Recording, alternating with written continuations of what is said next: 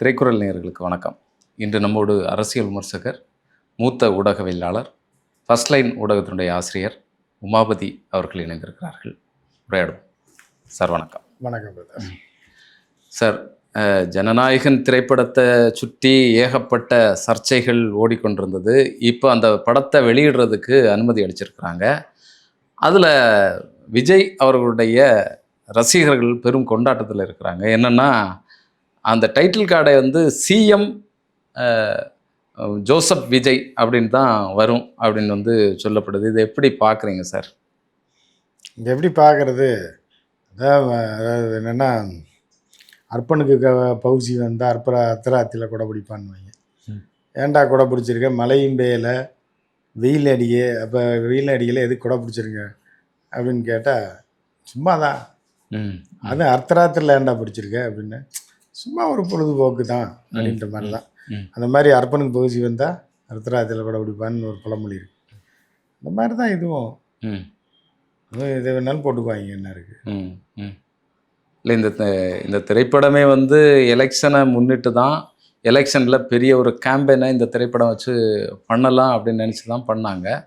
அதற்கு வெளியிட முடியாத அளவிற்கு ஏகப்பட்ட தடைகள், பிரச்சனைகள்லாம் அவங்களே வெளியிட்டாங்கல்ல. ஆமாம், அவங்களே ஒருத்தரை வச்சு வெளியிட வச்சுட்டு அப்புறம் அவருக்கு பாவ மன்னிப்பு வழங்கி காசு கொடுத்துட்டா முடிஞ்சு போச்சு, அவ்வளோதான். சென்சார் என்ன பிடுங்குறதுக்கா இருக்குது? சென்சார் சொன்னால் வெளியே விட முடியாதா? மெட்டீரியல் எங்கிட்ட இருக்குது. யாராவது ஒருத்தன் கொஞ்ச நாளைக்கு நமக்காக அந்த சவுத்துலலாம் அப்படி தான் கொலை நடந்தோடனே எவனா ஒருத்தன் டிரைவர் வந்து சரண்டர் ஆவாங்க. நான் தாங்க கொலை பண்ணேன்னு. எதுக்காக கொலை பண்ணேன்னா, அதெல்லாம் தெரியாதுங்க எனக்கு, கொலை பண்ணேங்க. அதே மாதிரி ஆளை செட்டப் பண்ணி நம்மளே ரிலீஸ் பண்ணிட்டு அதுக்கப்புறம் அவனுக்கு பாவம் பண்ணிப்போம், அவனுக்கு ஒரு காசை கொடுத்துட்டு முடிஞ்சு போச்சு, அவ்வளோதான். அவ்வளோதான். படம் வந்து இப்போ வெளியில் ஃபுல்லாக லீக் ஆகி எல்லாமே பார்த்துட்டான். யூடியூப்பில் பார்த்தேன், கதை என்ன, சீன் என்ன எல்லாமே தெரியும். இப்போ என்னன்னா திருப்பியும் வந்து பார்ப்பாங்க இந்த படத்தை. இதை ஒரு வெற்றி கொண்டாட்டமாக மாற்றக்கூடிய வேலை நடக்குமா? வெற்றி கொண்டாட்டமாக மாற்ற முடியாது. ஏன்னா விஜய் படம் கடந்த 4 படமாக எதுவுமே பெருசாலாம் ஓடலை. ஏன்னா ஓடாத படத்தை நடித்து ஒருத்தர் சிஎம் ஆயிருக்காருன்னா அது விஜய் தான் அப்படின்னு தான் பரவாயில்ல பேசக்கூடாது. இப்போ என்னென்னா, இதை வச்சு ஃபிலிம் காட்டுவாங்க கொஞ்ச நாளைக்கு. ஏன்னா அதை வச்சு கொண்டாடிட்டு வச்சுக்கிட்டு இங்கே இருக்கிற பிரச்சனையை மறக்கிறது. கரண்ட் பிரச்சனை, தண்ணி பிரச்சனை, ரோடு பிரச்சனை, சுகாதார பிரச்சனை, இதெல்லாம் மறக்கடிக்கிறதுக்கு இந்த படத்தை வச்சுட்டு இதுக்கு மீம்ஸ் போடுறது, ரீல்ஸ் போடுறது, இப்படின்னு ஒரு மாதத்தை ஓட்டுவாங்க. இப்படி காலம் போயிட்டுருக்கும் அப்படியே.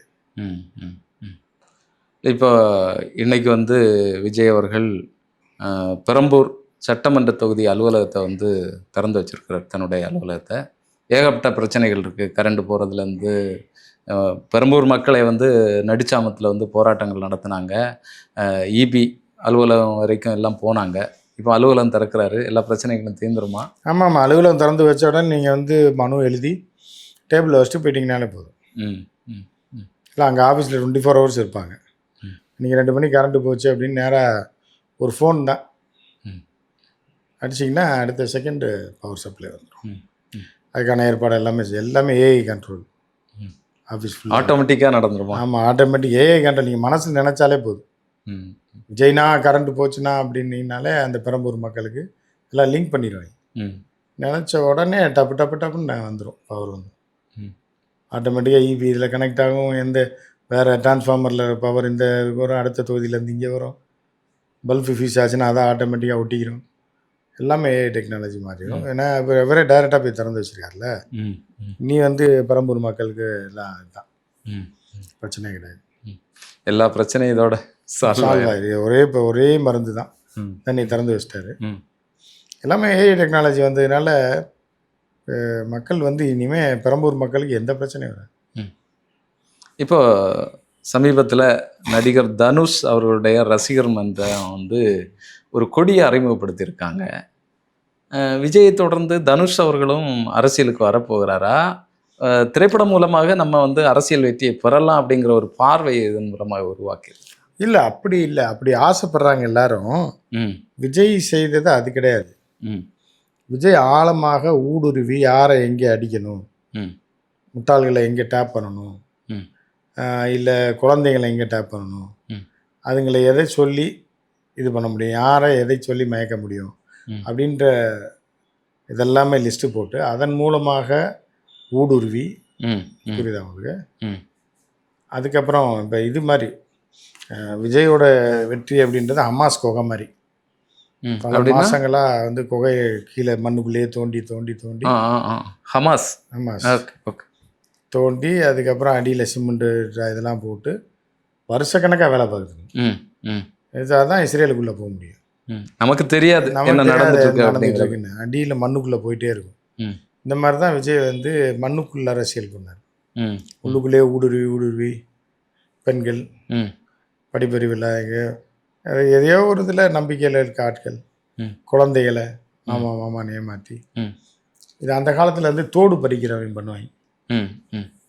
உங்கள் அப்பா கூப்பிட்றாரு, வா மாமா சாக்லேட் வாங்கி தரேன்னு சொல்லிட்டு தோடை எடுத்துகிட்டு போயிடுவாங்க, ம். ம். கழட்டிட்டு போயிடுவாங்க பேசி. ம். அதுக்கப்புறம் வீட்டுக்கு போனது தான் வீல் கத்திட்டு கிடக்கும். ம். ஸோ அந்த மாதிரி குழந்தைகளை ஏமாத்துறது குழந்தை திருடர்கள் தனியாக இருப்பாங்க. ஓ. நீங்கள் அந்த காலத்தில் நீ விஜய் சொல்கிறோன்னு நினச்சிடாங்க. குழந்தைகிட்ட திருடுறவன் தனி, ம். கிழவிகள்கிட்ட திருடுறவன் தனி, ம். செயின் எடுத்துகிட்டு போகிறவன் தனி, வீடு ஒவ்வொருத்தரும் தனித்தனி டெக்னிக்கலாக பயன்படுத்தணும். அது வந்து அது பயிற்சி வேணும். எல்லாரும் எல்லாத்தையும் பண்ணிட முடியாது.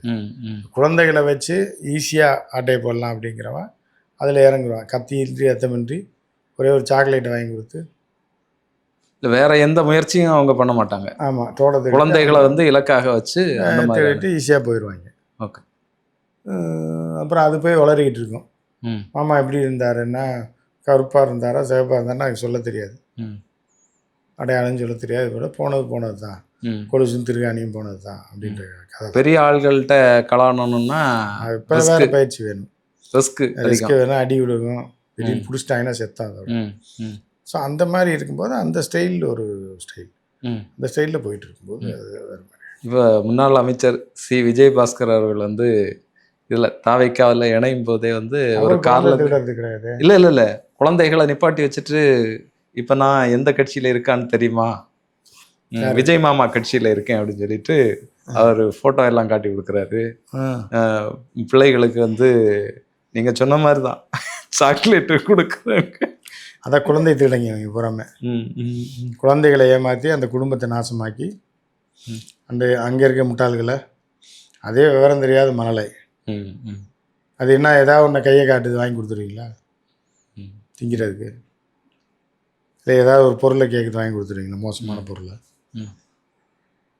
கத்தியை கேட்குது வாங்கி கொடுன்னு அடம் பிடிச்சி கதறது வாங்கி கொடுத்துருவீங்களா? அந்த மாதிரி முட்டாள்களை வச்சு அப்படியே இது பண்ணி உள்ளே புகுந்து அரசியல் ஆக்கி டோட்டலாக ஆட்டையை போட்டு போயிடுவாங்க. இப்போ பள்ளிக்கூடங்களில் போய் இவங்க மாணவர்களை பார்த்து பிள்ளைங்களை பார்த்து விஜய் அவர்களுடைய பாடல்களுக்கு ஆட வைக்கிறது, பாட வைக்கிறது. இப்போ சமீபத்தில் கரூரில் நடந்த முதலமைச்சர் அவர்களுடைய உரையை வந்து 2 பள்ளிக்கூடத்தில் போட்டு காமிச்சது எல்லாமே இந்த குழந்தைகள் திருடல் அந்த விஷயத்துக்குள்ளால வரும். குழந்தைகளை வச்சு தான் எல்லாமே அவங்க நடத்திட்டு இருக்காங்க. காய் நகத்தில் அவங்க குழந்தைகளை வச்சு தான் பண்ணிட்டு இருக்காங்க. இப்போ அதை வைத்து தான் எல்லாத்தையும் ஆட்சி இருந்து எல்லாத்தையும் பிடிக்கும்போது அதைத்தான் எது சக்ஸஸாக தானே பார்ப்பாங்க. அந்த மாதிரி தான் போயிட்டு. இது வரைக்கும் எதை வச்சு நமக்கு வெற்றி கிடைச்சதோ அந்த ரூட்லேயே போயிட்டு இருப்பாங்க. அது தடை செய்யப்படும் முறை, அது கண்டுபிடிச்சி வெளில அடித்து துரத்தப்படும் முறை அதுதான் செய்வாங்க. ஒரு ரிஸ்க் இல்லாத ரூட் அதுதான். ஆமாம், போயிட்டு பிரச்சனை இல்லை. நாங்கள் என்ன சொன்னோம், குழந்தைகளை பாசமாக இருக்கிறது தப்பு கிடையாது. ஆமாம், யாரும் விமர்சனம் பண்ண மாட்டாங்க, அவங்களுக்கு அரசியல் தெரியாது, எல்லா விஷயங்களும் பண்ணிட்டு இருப்பாங்க. இப்போ சமீபத்தில் நீதிமன்றம் வந்து இந்த குழந்தைகளை வச்சு இவர் வந்து எலெக்ஷனுக்கு கேம்பெயின் பண்ணியிருக்காரு, மேனிப்புலேட் பண்ணியிருக்கிறாரு அப்படிங்கிற பிரச்சனையில் வழக்கில் எலெக்ஷன் கமிஷன்கிட்ட வந்து கேட்டாங்க, என்ன பதில் கேட்டாங்க. அவங்க பிரமாண பத்திரம் தாக்கல் பண்ணியிருக்கிறாங்க. இப்போ டெல்லியில் இருக்கக்கூடிய குழந்தைகள் நல ஆணையமும் இதில் வந்து அடுத்தது தலையிடுறதுக்கான வாய்ப்பு இருக்குது அப்படின்னு வந்து சொல்லப்படுகிறது. இது எந்த மாதிரியான விளைவு? ஒரு மிகப்பெரிய இஷ்யூங்க இன்டர்நேஷ்னல் லெவலில். எந்த அரசியல் அமைப்பும், எந்த தலைவனும், எந்த நாட்டுடைய பவர்ஃபுல் லீடர்ஸ் யாருமே குழந்தைகளை ஏமாற்றி அதன் மூலமாக குடும்பங்களை வந்து அபகரித்து அந்த முட்டாள்கள் மூலமாக, ஹியூமன் கேட்டல்ஸ் மூலமாக அதிகாரத்துக்கு வந்து ஒரு கொள்கை இல்லாத, என்ன செய்ய போகிறோம் எதுலேயுமே அனுபவம் இல்லாத ஒரு ஆட்சி அப்படின்றது எந்த உலகத்தில் எந்த நாட்டிலும் எந்த மாகாணத்திலும் நடந்திராத ஒன்று. ம் நான் முதல் முறை. ம் ம் ஸோ அதனால் இதுக்கு ஒரு பெரிய அளவில் ஒரு முடிவு காலம் வரும். ம் ம் வரும்போது அது பெரிய இம்பேக்ட் ஏற்படும். ம் இல்லை சீரியஸாக இதை இங்கே இருக்கக்கூடிய ஜனநாயக அமைப்புகள், அரசு அமைப்புகள் வந்து இதை எடுத்துக்கொள்ளுமா? ஏன்னா அது குற்றம் நடக்கும்போதே எலெக்ஷன் கமிஷனுக்கு தெரியும். ஏன் எலெக்ஷன் கமிஷன் அதை தடை பண்ணலை அப்படிங்கிற கேள்விகளும் எழுதுதில்ல நமக்கு. அதாவது ஒரு ஒரு விஷயம் என்னென்னா, முதல் முறையாக ஒரு விஷயம் நடக்குதுன்னு ம் ம் அப்போ எல்லாருக்குமே அது என்ன பண்ணுறதுன்னே தெரியாது. ம் ம் உலகத்தின் முதல் முறையாக ம் ம் ஒரு விஷயத்தை கையில் எடுத்து வரைய போகும்போது அதை எந்த சட்டத்தின் கீழ் கொண்டு வர்றது, ம் இதை எப்படி அணுகிறது, இதை எப்படி இது பண்ணுறதுன்றத இப்போ தான் யோசிச்சுட்டு இருக்காங்க. ஓ இது வந்து குழந்தை நல வாரியம் வரைக்கும் போயிருக்கு. ம் பெண்கள் நல வாரியத்துலேயும் நல அமைப்புகள்லேயும் ம் இதை பற்றி தீவிரமாக ஆய்வு செஞ்சுருக்காங்க. இப்போ சாதாரணமாக இல்லை. இப்போ ஓ இது வந்து உடனே முடிஞ்சிச்சு, ஒரு ஆட்சிக்கு வந்துட்டார், இதோட விட்டாங்கன்னா கிடையாது. ம் ம் இது வந்து ஒரு மிகப்பெரிய ஒரு முன்னெடுப்பு எடுத்துகிட்டு தான் இருக்காங்க. ம் ம் அதற்கான ரிசல்ட் விரைவில் வரும். ஓ அவ்வளோ சீக்கிரம்லாம் இந்திய அரசு விட்டுறாது. ம் இந்திய அரசு மீன்ஸ் தேர்தல் ஆணையமோ ம் இப்படி ஒரு டெக்னிக்கை கையாண்டு போனதுக்கு இது லீகலி சரியா தப்பா அப்படின்றது, இது தவறு அப்படின்றது எல்லாருக்குமே தெரியுது. ம் அது எந்த வகையில் இதை ஹேண்டில் பண்ணணும், லீகலாக எப்படி நம்ம எடுத்துகிட்டு போகணும் ம் அப்படின்றத இன்னும் ஃபைனல் பண்ணாமல் இருக்குது. அது ஒரு பெரிய முடிவுக்கு வரும். ம். அதோட இனிமே குழந்தைகளை வைத்து ஏமாற்றக்கூடியவர்களை வந்து அதுலேருந்து அப்புறப்படுத்தப்படுவாங்க. இல்லை இதில் முன் அனுபவம் இல்லை, இல்லைன்னா யாருமே இது வரைக்கும் இந்த மாதிரி செய்யலை. யார் செஞ்சிருக்கா சொல்லுங்க பார்ப்போம். எந்த நாட்டில் ஏதாவது செஞ்சிருக்காங்க? இல்லை குழந்தைகளை ஏமாற்றி ட்ரம்ப்பே இப்படி ட்ரம்ப்பே ஒரு கோமாளி பையன். ம். அவனே வந்து குழந்தைகளை போய் கை வைக்கல. ம் ம் ஓட்டு வாங்கியிருப்பான். பெரியவர்கள்ட்ட தான் அவன் டார்கெட் போடுவான். ம். பெண்கள்கிட்ட போடுவான், மிடில் ஏஜ் பெண்கள்கிட்ட போடுவான், பழமைவாத பெண்கள்கிட்ட போடுவான், பழமைவாத ஆண்கள், இப்படி தான் டார்கெட் இருக்குமே தவிர இந்த மாதிரி குழந்தைகளை டார்கெட் போட ஏன் மாணவிகளை டார்கெட் போட்டு நடக்கிறது தான் ஒரு பெரிய அதுக்கு கீழெல்லாம் இறங்கியிருக்க மாட்டாங்க. கல்லூரி மாணவிகளை வச்சு புரட்சி நடந்திருக்கு உலகம் பூரா. ஏன்னா அவர்கள் தான் ப்ரைம் எப்படின்னா ஒரு சோர்ஸ். இளம் அது கம்யூனிசத்தை எடுத்துட்டிங்கன்னா அவர்கள் மாணவர்கள்ட்ட இருந்து ஆரம்பிப்பாங்க, இளைஞர்கள்ட்ட இருந்து ஆரம்பிப்பாங்க. அப்படிலாம் இருக்குது. அந்த கல்லூரி மாணவர்கள்ன்ற தாண்டி கீழே இறங்க மாட்டாங்க. அந்த செகண்டரி ஸ்கூல் லெவல் கீழே இறங்க மாட்டாங்க கம்யூனிஸ்டுகளாக இருந்தாலும். அதுவும் வந்து எப்படி இறங்குவாங்கன்னா குழந்தைகள்கிட்டலாம் இது வரைக்கும் இறங்கலை. நிச்சயமா இப்போ கேரளாலெல்லாம் வந்து மாணவர் அமைப்புகள் 6th 7th இருக்குது. அப்படிங்கும்போது இப்போ டைஃபை போன்ற அமைப்புகள் இருக்குது, அது எஸ்எஃப்ஐ இருக்குது. இதெல்லாம் இருந்தால் கூட அது வந்து அரசியலில் ஒரு ஒரு ஒரு லிமிட் இருக்குது. ஒரு 15 வயசு 10வது படிக்கிற பையங்களுக்கு மேலே தான் உள்ளே இறக்கி விடுவாங்க. ஏன்னா அப்போ தான் அவனுக்கு ஏதோ தெரியும். ஆமாம் ஆமாம் அடிப்படையில் இருந்து நம்ம கட்சிக்கு ஆதரவாளராக கொண்டு வரணும்னு பண்ணுறது ஓகே. அப்போ பட்டிங் ஸ்டேஜில் ஒரு விவரம் தெரிந்த வயசுக்கு வந்துடுறான்.